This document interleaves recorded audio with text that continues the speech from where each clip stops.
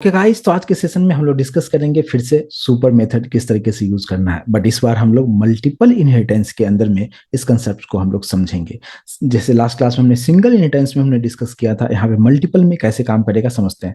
जैसे कि मान लीजिए कि हमने यहाँ पे एक क्लास क्रिएट किया, सिंपल सा क्लास ए रखा है और यहाँ पे एक मेथड बना दिया, सो नाम का एक मेथड बनाया है और यहाँ पे सेल्फ रख दीजिए, कोलन देते हुए मैंने प्रिंट कर दिया है और आई am in parent class A, just एक मैसेज दे दिया है हमने। और दूसरा क्लास हम बनाएंगे और ये भी पेरेंट ही होगा और इसके अंदर में भी हमने रख दिया है सो नाम का मेथड और यहाँ पे सेल्फ किया है और फिर हम यहाँ पे प्रिंट करेंगे I am in parent class B.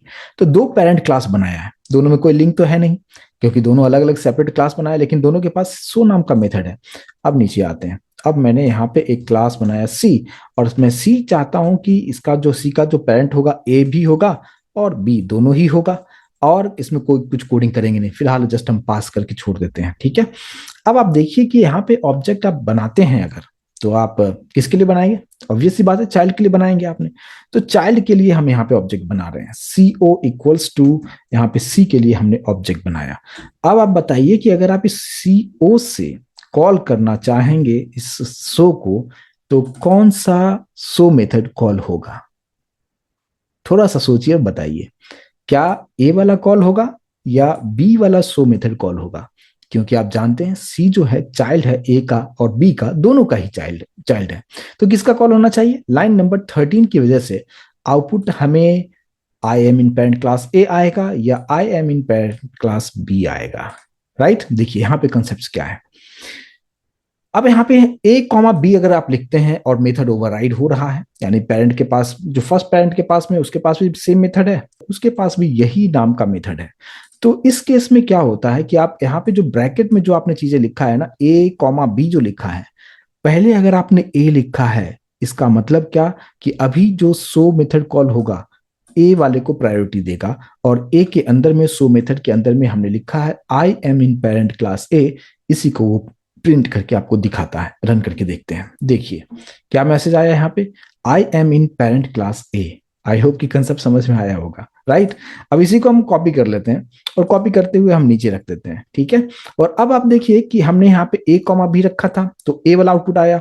अब यहाँ पे मैं करता हूं कि बी कॉमा ए कर दिया। अब आप तो आंसर आप बता ही सकते हैं कि इसका आंसर क्या होगा, क्योंकि बी पहले है। तो अब जो होगा लाइन नंबर 13 की वजह से जो हमें कॉल मिलेगा सो को, ये चाइल्ड क्लास वाला को ये प्रायोरिटी देगा और इसको रन करके देखिए, I am in parent class B. Right, तो ये दोनों ही चीज आपको समझ में आ गया होगा कि ब्रैकेट के अंदर में आप पहले किसको लिखते हैं, बाद में किसको लिखते हैं, ये बहुत इंपॉर्टेंट यहाँ पे पॉइंट हो जाता है। लेकिन कब, किस केस में? जब मेथड ओवरराइड हो रहा है तब।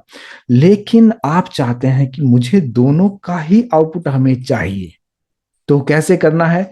तो यहाँ पे हम सुपर मेथड यूज हम करेंगे। सुपर मेथड कैसे यूज हम करते हैं, देखिए। जैसे इस केस की अगर हम बात करते हैं, बी कॉमा ए है, तो आप जानते हैं कि कॉल किसको जाएगा? पहले तो बी क्लास के सो मेथड को जाएगा। तो बी क्लास के अंदर आप आ जाइए और यहाँ पे आके आप लिख दीजिए सुपर मेथड और डॉट और फिर यहाँ पे सो मेथड, कुछ इस तरीके से।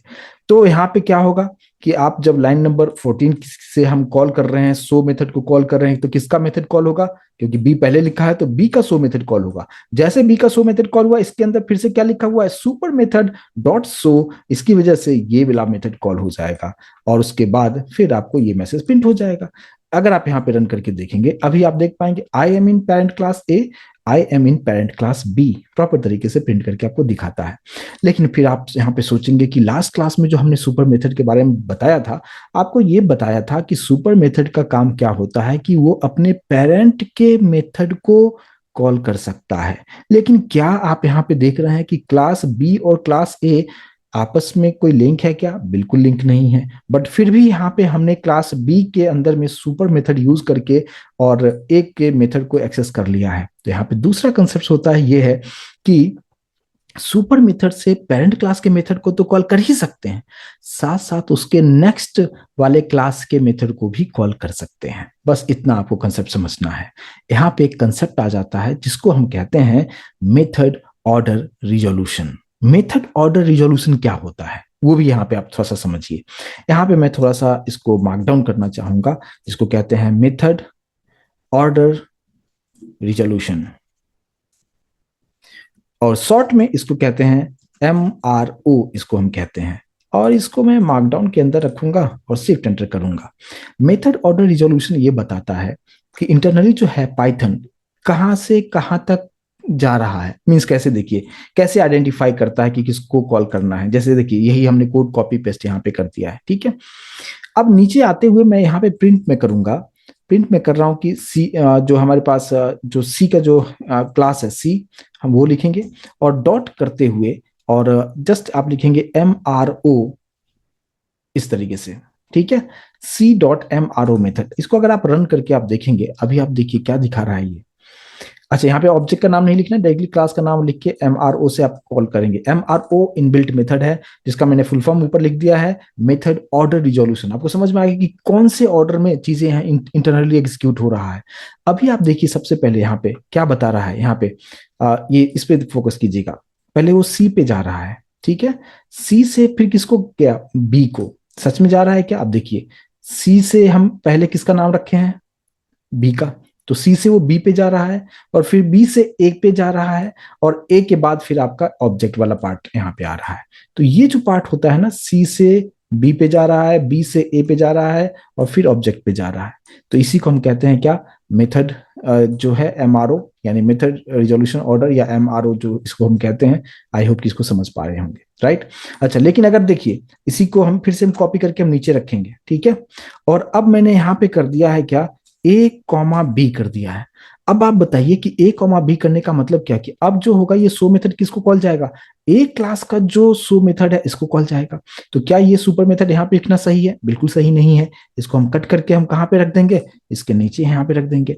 तो अब क्या होगा कि शो मेथड को हमने कॉल किया, तो ये कॉल होगा, ए क्लास को कॉल जाएगा।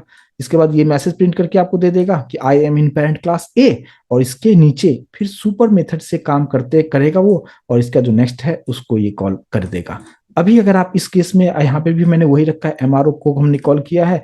और अगर अभी आप यहाँ पे रन करके अगर आप देखेंगे तो आप देखिए यहाँ पे कैसे आउटपुट आपको प्रॉपर मिल रहा है, I am in parent class A, I am in parent class B. लेकिन अब यहाँ पे देखिए जो सीक्वेंस चेंज हुआ, ऑर्डर यहाँ पे चेंज हुआ। कैसे, आप पहले देखिए सी है, फिर ए है, फिर बी है। अब देखिए यहाँ पे पहले सी है, फिर ए है, और फिर बी है, और उसके बाद फिर ऑब्जेक्ट है। तो आई होप कि ये कंसेप्ट अभी आपको समझ में आया होगा कि आप किस तरीके से यहाँ पे जो है हमारा मेथड ऑर्डर रिजोल्यूशन किस तरीके से यहाँ पे काम करता है। और ये इसका मेनली यूज है क्या, कि इंटरनली जो है वो किस तरीके से मेथड को सर्च कर पाता है।